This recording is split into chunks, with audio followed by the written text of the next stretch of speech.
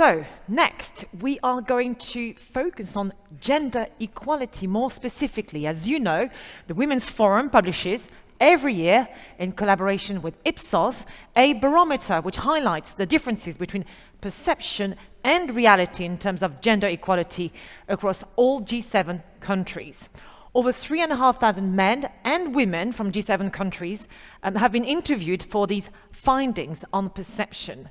And for the hard facts, data is compiled from sources stemming from OECD, UNESCO, and ILO, the International Labour Organization.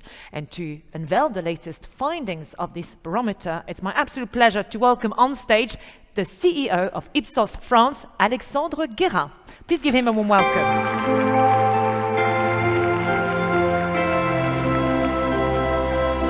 Welcome, Alexandre. Thank you so much for joining us. Thank you for having me. So, Alexandre, to start with, maybe let's set the scene or talk about the context of the barometer. What are the main areas of focus of the barometer, and what are you trying to measure exactly? Yes. So we have been doing this barometer for over 4 years now.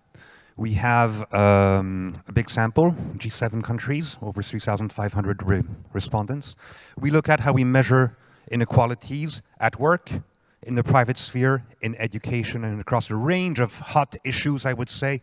Tech and AI, of course, climate change, overall business, but also health, which is an emerging topic as well. So I'm sure we're all dying to find out, of course, how is the situation of women perceived across G7 countries? Well, the good news is that the reality of gender inequalities is widely acknowledged. Let me just share a few key figures with you. 71% think that gender inequalities are widespread today in the world, with a strong increase versus 2 years ago. And the good news is that that increase is driven mainly by men, which are now at 71%. But it's a bit more nuanced when you dive into the data, right? Because when you ask a similar question, but more precise question on the country you live in, you see that there's a bit more of a gap, because 76% of women would agree with that statement, but only 69% of men. So we are still seeing a gap as the issues get closer to my sphere of influence and my sphere of responsibility. Only a minority think that gender inequality and the salary gap are not important issues. But I wanted to show you also the negative angle to that, because you still have 35% of people who agree that gender inequality is not really an issue, and 28% who would agree with the statement that the salary gap is not an important gender issue. And when it comes really mind-boggling, and we speak a lot about how these issues are systemic and in fact cultural, that stereotypes inherent to gender differences remain prevalent. The male brain is different from the female brain, which explains why boys should go into STEM, science, technology, engineering, and maths, and girls should focus on the humanities, 41%. That is still an incredibly high number. Women are naturally bigger spender than men, 38%. Women are psychologically more fragile than men, 32%. And career-wise, men are naturally more ambitious, 31%. So as we see, Charlotte, there's still work to do. What's fascinating about your survey is how deeply entrenched some of those cliches really are. So awareness is growing, which is a good thing, but is equality really progressing? What's happening on the ground? Yes, so it's interesting to look at what in research we call the say-do gap, right? Okay, there we go. Okay, and we are still seeing some behaviors, right? The slides are fine, thank you. We are still seeing some sexist behaviors at work. 74% of active people have witnessed sexist behaviors in the workplace.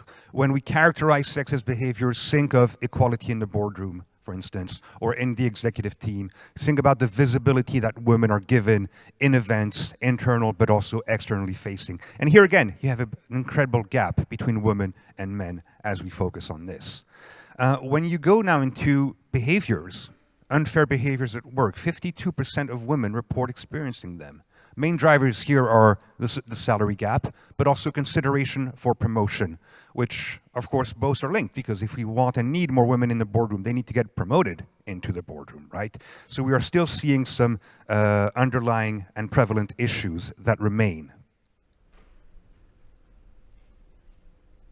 Okay. I still have one more slide. There you go, it's coming, there we are. Look at this slide. This is not a survey slide, this is actually real data of the percentage of senior management roles held by women. The good news is that it's increasing. The bad news is that at this current rate of increase, we still have 30 years to go before achieving true equality. AI. We've been talking about AI for the last 2 years, right? It's been on every news article, at every conference. Women are severely underrepresented in that field. 20% of employees in technical roles in major machine learning companies are women. 18% of published authors and presenting at leading AI conference are women. 12% of AI researchers globally are women. And only 6% of professional software developers are women. If we look at climate change, also, here again, there's an issue with representation, because on the one hand, women and girls are more likely to be impacted by climate change and population displacement. 80%, that's a huge number.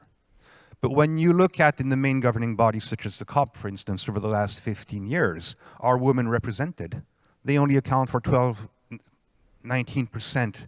of the delegations that were at the COP for the last 15 years.